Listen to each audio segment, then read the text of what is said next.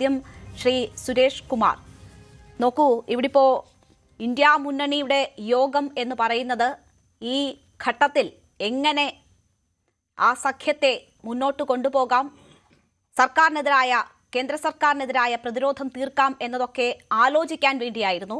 അവിടെ ജോൺ ബ്രിട്ടാസ് തന്നെ ചൂണ്ടിക്കാട്ടിയതുപോലെ 3 മണിക്കൂർ നീണ്ട യോഗമാണ്. രാഹുൽ ഗാന്ധിയുടെ പ്രസംഗം 9 മിനിറ്റാണ്. ആ 9 മിനിറ്റിൽ അദ്ദേഹം 8.5 മിനിറ്റും പറയുന്നത് എങ്ങനെ സംഘപരിവാറിനെ പ്രതിരോധിക്കാം എന്നതാണ്. മുന്നണിക്ക് ശക്തി പകരുന്ന വാക്കുകളാണ് അദ്ദേഹം പറഞ്ഞത്.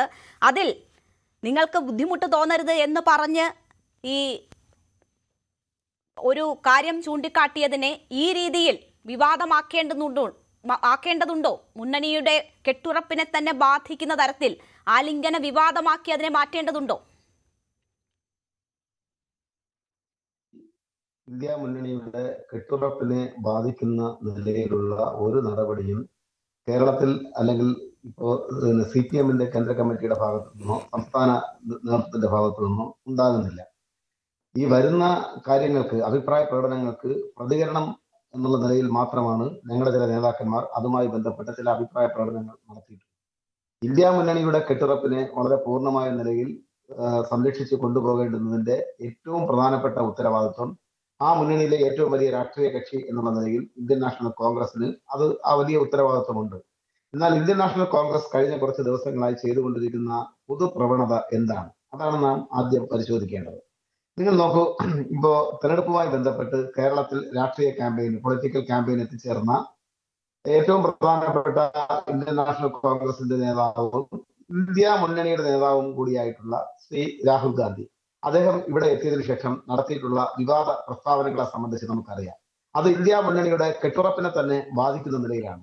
ഇന്ത്യ മുന്നണിയിലെ 2 പ്രധാനപ്പെട്ട കക്ഷികൾ ഇവിടെ രാഷ്ട്രീയമായിട്ടുള്ള ഒരു ജനാധിപത്യ സമരത്തിൽ ഏർപ്പെടുമ്പോൾ അതിൽ വന്നു നിന്നിട്ട് യാതൊരു വിധത്തിലും പറയാൻ പാടില്ലാത്ത വാക്കുകൾ ഇന്ത്യ മുന്നണിയുടെ ഒരു പൊതുവായിട്ടുള്ള സാമാന്യ മര്യാദയെ ബാധിക്കുന്ന നിലയിൽ അദ്ദേഹം നടത്തിയിട്ടുണ്ട്. അതിലൊന്നെന്ന് പറയുന്നത്, കേരളത്തിലെ കമ്മ്യൂണിസ്റ്റ് പാർട്ടി BJP-യുമായി ഡീൽ എന്നാണ് അദ്ദേഹം പറഞ്ഞത്. ഇന്ത്യ മുന്നണിയിലെ ഒരു കക്ഷിയെക്കുറിച്ചാണ്, ഘടക കക്ഷിയെക്കുറിച്ചാണ് അദ്ദേഹം ഈ അഭിപ്രായ പ്രകടനം നടത്തിയത്. പിന്നീട് വിവാദമായപ്പോൾ അദ്ദേഹം തിരുത്തുകയുണ്ടായി. അദ്ദേഹം തിരുത്തിയത് കേരളത്തിലെ കോൺഗ്രസിന്റെ നേതാക്കന്മാർ അദ്ദേഹത്തോട് പറഞ്ഞതിന്റെ അടിസ്ഥാനത്തിലാണ് ഇത്തരം ഒരു അഭിപ്രായ പ്രകടനം പ്രസംഗ രൂപേണ എനിക്ക് നടത്തേണ്ടി വന്നത് എന്ന് അദ്ദേഹം പറയുകയുണ്ടായി. ഞാൻ ചോദിക്കട്ടെ, അത്രമാത്രം ഗൗരവം മാത്രമാണോ ശ്രീ രാഹുൽ ഗാന്ധി ഇന്ത്യ മുന്നണിക്ക് നൽകുന്നത്? ഏറ്റവും പ്രസക്തമായ ഒരു ചോദ്യമല്ലേ? അങ്ങനെ ചെയ്യാൻ പാടുണ്ടോ?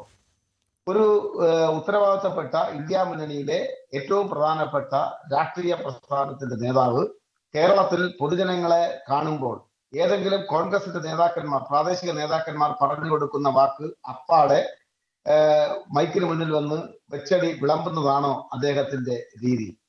അത് എത്രമാത്രം വലിയ കോൺസിക്വൻസസ് ആണ് ഇന്ത്യ മുന്നണിക്കകത്ത് ഉണ്ടാക്കിയിട്ടുള്ളത്. നിങ്ങൾ നോക്കൂ, ഇന്ത്യ മുന്നണിയുടെ ശിഥിലീകരണത്തിന്റെ പൂർണ്ണമായിട്ടുള്ള ഉത്തരവാദിത്വം പ്രാദേശികമായ കോൺഗ്രസ് നേതാക്കന്മാരുടെ താല്പര്യം സംരക്ഷിക്കുവാൻ വേണ്ടി ഇന്ത്യ മുന്നണിയുടെ വലിയ നേതാക്കന്മാർ, ശ്രീ രാഹുൽ ഗാന്ധി ഉൾപ്പെടെയുള്ള നേതാക്കന്മാർ നടത്തിയിട്ടുള്ള ഈ തരത്തിലുള്ള ആളും അന്തരവും അറിയാതെ നടത്തിയിട്ടുള്ള ഈ പ്രവർത്തനത്തിന്റെ, പ്രസംഗത്തിന്റെ ഭാഗമായിട്ടാണ് ഈ വലിയ കോൺസിക്വൻസസ് ഉണ്ടായിട്ടുള്ളത്.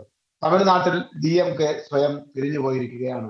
അതുപോലെ തന്നെ മറ്റെല്ലാ സ്റ്റേറ്റുകളിലും, ബീഹാറിൽ അടക്കം, ഡൽഹിയിൽ AAP എങ്ങനെയാ പോയത്? AAP പോയത് അവിടുത്തെ PCC പ്രസിഡന്റ് അദ്ദേഹം കൊടുത്ത പരാതിയുടെ അടിസ്ഥാനത്തിലാണ് ആം ആദ്മി പാർട്ടി നേതാവായിട്ടുള്ള അവിടുത്തെ മുഖ്യമന്ത്രിയായിട്ടുള്ള അരവിന്ദ് കെജ്രിവാളിനെയും ഉപമുഖ്യമന്ത്രി ശ്രീ മനീഷ് സിസോദിയെയും. തീർച്ചയായും ആ സാഹചര്യം ഒക്കെ നമുക്ക് മുന്നിലുണ്ട്. ശ്രീ സുരേഷ് കുമാർ, നാ നോക്കൂ, ഈ രാഹുൽ ഗാന്ധിയുടെ ഈ പുറത്ത് വന്ന പ്രസംഗം തന്നെ തുടങ്ങുന്നത്, നിങ്ങൾക്ക് എന്നെക്കുറിച്ചോ അല്ലെങ്കിൽ കോൺഗ്രസ് പാർട്ടിയെക്കുറിച്ചോ എന്ത് വിമർശനം ഉണ്ടെങ്കിലും പറയാം, എന്ത് വിമർശനമുണ്ടെങ്കിലും സന്തോഷത്തോടെ സ്വീകരിക്കുമെന്ന് പറഞ്ഞുകൊണ്ടാണ് രാഹുൽ ഗാന്ധി സംസാരിച്ചു തുടങ്ങുന്നത് തന്നെ. അദ്ദേഹം പറയുന്നു, ഏത് ഭാഗത്തു നിന്നും എന്ത് വിമർശനവും സന്തോഷത്തോടെ സ്വീകരിക്കാൻ തയ്യാറാണ് എന്ന് പറയുന്നു. അത് എൻ്റെ ആത്മീയമായിട്ടുള്ള ഒരു കർത്തവ്യമായിട്ടാണ് താൻ കരുതുന്നത് എന്ന് പറയുന്നു. ഈ പ്രശ്നങ്ങളൊക്കെ പരിഹരിക്കാനും എങ്ങനെ മുന്നോട്ട് പോകണമെന്ന് തീരുമാനിക്കാനുമായിരുന്നുവല്ലോ ഈ യോഗം ചേർന്നത്. അതിൽ ആലങ്കാരികമായി സാഹചര്യങ്ങൾ വിശദീകരിച്ചുകൊണ്ട് രാഹുൽ ഗാന്ധി നടത്തിയ ഒരു പരാമർശം ഈ രീതിയിൽ ചർച്ച ചെയ്യപ്പെടുന്നത് ഏതെങ്കിലും തരത്തിൽ ഗുണം ചെയ്യുമോ? അല്ല, അത് ആ കാര്യം ചർച്ച ചെയ്യപ്പെടാതെ എങ്ങനെയാണ് മുന്നോട്ട് പോകാൻ കഴിയുന്നത്? അദ്ദേഹം അദ്ദേഹത്തിന്റെ ആലിംഗന രീതിയെ സംബന്ധിച്ച് ഞാൻ ആലിംഗനം ചെയ്യത്തക്ക നിലയിലുള്ള ഒരു സൗഹൃദം എനിക്ക് ശ്രീ പിണറായിയുമായിട്ട് ഇല്ല എന്ന് പറയുമ്പോഴും അദ്ദേഹം പറയുന്നത് രാഷ്ട്രീയ വൈരുദ്ധ്യത്തിന്റെ ഏറ്റവും മൂർച്ചയേറിയ ചില വാക്കുകളാണ് അവിടെ പ്രയോഗിക്കുന്നത്. അദ്ദേഹത്തിന് ശ്രീ നരേന്ദ്രമോദിയെ ആലിംഗനം ചെയ്യുന്നതിന് യാതൊരുവിധ മടിയുമില്ല എന്ന് അദ്ദേഹം ഇന്ത്യൻ പാർലമെന്റിനകത്ത് ഇന്ത്യയുടെ ജനാധിപത്യത്തെ നോക്കി അദ്ദേഹം നടത്തിക്കഴിഞ്ഞൊരു കാര്യമല്ലേ. അപ്പൊ അദ്ദേഹം എന്തിനാണ് ഇത്രമാത്രം ചെറുതാകുന്നത്?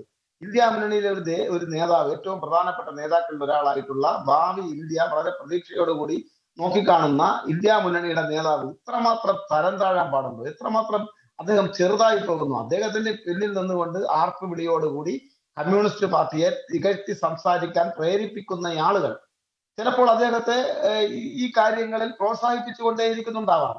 അത് പക്ഷെ അതല്ലല്ലോ അദ്ദേഹം കാണേണ്ടത്. അദ്ദേഹം അദ്ദേഹം ഇരിക്കുന്ന കസേരയുടെ വലിപ്പവും അദ്ദേഹം നോക്കേണ്ടുന്നതല്ലേ. അദ്ദേഹം ലോക്സഭയുടെ പ്രതിപക്ഷ നേതാവായും ഇന്ത്യ മുന്നണിക്ക് നേതൃത്വം നൽകി ഈ സാമ്രാജ്യത്വ വർഗീയമായിട്ടുള്ള നയങ്ങൾ നടപ്പിലാക്കുന്ന കേന്ദ്ര ഗവൺമെന്റിനെയും RSS BJPയെയും എതിർക്കാൻ ശ്രമിക്കുമ്പോൾ ആ മുന്നണിയിലെ തന്നെ ഒരു ഘടകകക്ഷിയുടെ നേതാവിനെ സംബന്ധിച്ച് അദ്ദേഹം എത്ര വില കുറഞ്ഞ പരാമർശമാണ് ഈ പൊതുസമൂഹത്തെ നോക്കി നടത്തിയിട്ടുള്ളത്. അങ്ങനെ നടത്താൻ പാടുണ്ടോ? അതല്ലേ ഏറ്റവും വലിയ പാതകം. ആ പാതകത്തെ അല്ലേ നാം തള്ളി പറയേണ്ടത്. അദ്ദേഹത്തിന്റെ കൂടെ നിൽക്കുന്നവരെങ്കിലും അദ്ദേഹത്തെ ഉപദേശിക്കേണ്ടതല്ലേ. നിങ്ങൾ അങ്ങനെ പറയാൻ പാടുള്ളതല്ല. കാരണം നരേന്ദ്രമോദിയെ ആലിംഗനം ചെയ്തത് ദൃശ്യമാധ്യമങ്ങളിലൂടെ ഇന്ത്യയിലെ ഗ്രാമാന്തരങ്ങൾ കണ്ടതാണ്. അവിടെ ഇങ്ങനെ ആലിംഗനത്തിന്റെ പേരൊക്കെ പറഞ്ഞ് ഇത്രമാത്രം ഇകഴ്ന്നു പോവാൻ പാടുണ്ടോ ഇന്ത്യ മുന്നണിയുടെ സമുന്നതനായ നേതാവ് എന്നതാണ് ഞങ്ങൾ ചോദിക്കുന്ന പ്രസക്തമായിട്ടുള്ള ചോദ്യം. ശരി, ഞാൻ താങ്കളിലേക്ക് തിരിച്ചെത്താം. കൂടുതൽ വാർത്തകൾക്ക് News 18 Keralam YouTube channel subscribe ചെയ്യുക.